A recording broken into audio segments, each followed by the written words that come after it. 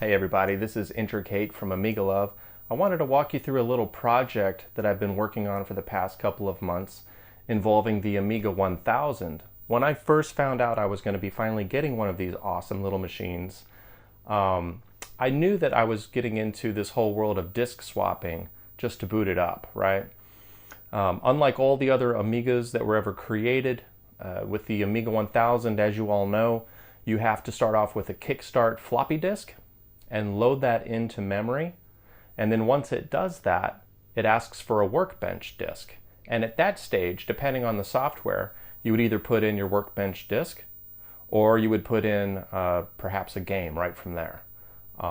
And for the really old games, the ones that were made back in the 80s, early 90s, that's really dating everybody here if that's really old. But in any case, a lot of times they did just want the game disk or the software disk. A lot of BBS terminal software wanted to be booted right off the floppy. But a lot of other stuff actually wants to be booted into or off of Workbench, or you need to do work in Workbench. You need to change your preferences or mess with the shell, that kind of stuff. So having that in the back of my mind, I started to research how hard would it be to get the Amiga 1000 to where it doesn't need to do all the disk swapping at the beginning. And to be quite honest, I really don't mind the disk swapping. It's not really an issue. This just kind of became more of a nerdy obsession of mine to kind of figure out what did other people out there in the really intelligent Amiga world do these days to kind of get around that. And the truth of the matter is, at least with the 1000, the 1000's kind of been left behind in my opinion. Compared to so many other Amiga platforms, different systems that are out there, the 1000 really hasn't had a whole lot of love, in my opinion, when it comes to some of these issues. And a lot of it has to do with the fact that the hardware is created so specifically that it's extremely difficult to upgrade, unless you want a really large piece of machinery hanging out the side of it, or you're willing to actually cut traces on your motherboard, which personally I'm not. So there are some ways you can get around it, but they're not necessarily, at least visually, they're not very pleasing to the eye, in my opinion. But they are very cool, and they are certainly valid. It just, again, requires potentially some destructive work on the motherboard or a lot of money to go buy one of these hardware upgrades. But there is another way, and it doesn't involve hardware, so to speak, it involves software. I discovered over the course of about 2 months of research, looking at old forum posts and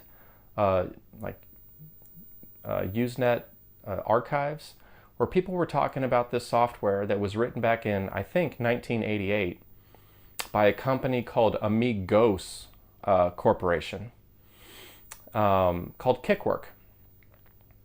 So what it does, I'll explain in just a minute, but let me show you, for those that don't know or are not familiar with the Amiga 1000, which is certainly possible. When you start your Amiga 1000, you're supposed to have some software like this that came from Commodore. Now nowadays, a lot of times it may come from a different company like Cloanto, or it may be a copy that you got from someplace. But it would look something like this. Amiga Kickstart 1.3 is what I have. This actually came with 1.2 originally, and the original owner bought what's called the Enhancer software, which was basically just an upgrade. So one of the advantages of the way this thing boots is that I don't have to go get, or the original owner didn't have to go get a ROM chip, pop the case apart and pull out a ROM and put in a new ROM to get the new Kickstart software, because it's basically firmware. All they had to do was put in a floppy disk. So they would put in the Kickstart. I have a copy here. I don't reuse my originals unless I'm creating new copies. Put the Kickstart in, flip it on, takes a little while, then it asks for the workbench. Well, what Amigos Corporation did was they tried to combine that. So they created software which it was basically something you had to install onto a floppy. So you would get this particular disk from Amigos Corporation, and on the first time you ever used it, the first thing you would do is you would put your kickstart in the machine and load it into RAM. Once it asked for the Workbench disk, you would take the KickWork from Amigos and pop that in. It would take the kickstart and move it over onto your floppy disk. Now on the floppy disk, they also had a very bare bones, stripped down version of Workbench.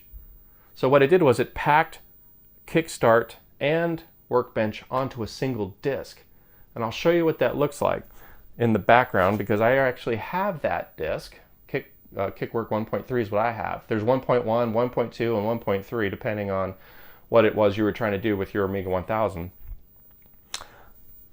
There's a guy named Rudolph Loew, who, thank goodness, is still around with us.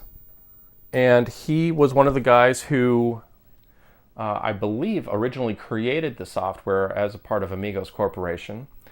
And I was able to find his contact information through those old Usenet archives. He actually has his own rudimentary website still up online that you can hit. And I'll put all of these links down in the description below the video in case you're interested in contacting him or reading through some of the steps that I took to get here. But I contacted him sort of on just pure hope that because at the time I didn't even know if he was still alive. And I sent this email off to an email address that, again, I had no idea if the service was even still working or not. And lo and behold, a couple days after I sent it, poof, into my inbox came a response. I couldn't believe it.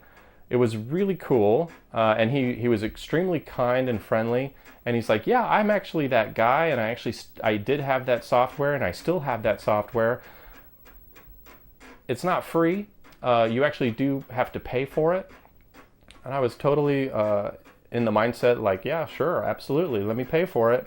So I sent him some money through PayPal, and then he sent me an email with an attachment with the KickWork software, the ADF, that you need to put onto a blank disk that you need to then use to do this process, which I'll explain in an article that I'm linking to down below.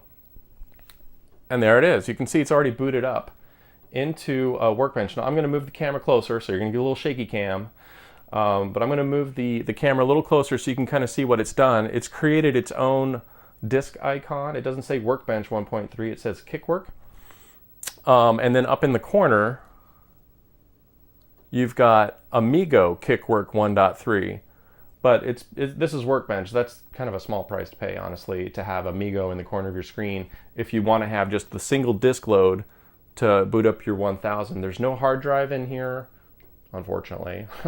There's no hard drive. This is all coming from the floppy and the expandable RAM that I have hooked up onto here. So let me show you what that looks like. There you go. You can see the icon there, which is actually really cool looking. And what they've done to modify the Workbench screen. Now, apologies for the shaky cam, but you can see you've got the same functions you would expect to find in Workbench. And if I look inside the floppy, it's got the basics of what I would need. It has just enough space for both the kickstart and some of the basic preferences and utilities you would want to use inside of Workbench. So at this stage, if I wanted to, I could fire up WordPerfect or whatever, maybe sysinfo. If I want to install that into the floppy, it would have to fit, obviously. So you have to be a little careful with what it is that you're going to put in there and not go over the file size limitations. But all in all, I thought that was a really cool thing to do with the 1000. I don't think very many people even really know about it. Just a few old timers probably, and a couple of programmers. At least from what I've seen, there hasn't been a lot of chatter about it. Granted, the Amiga 1000 community is rather small. They didn't make nearly as many, just a fraction really of what they did the all-in-ones and even the 2000 and the 3000 and the 4000, but there is a tight-knit group of us out there, and so for those that haven't seen this, I highly encourage you to check it out if you want to, and let me know what you think. All right, so this is Intricate from Amiga Love. Thanks for watching. We'll see you next time.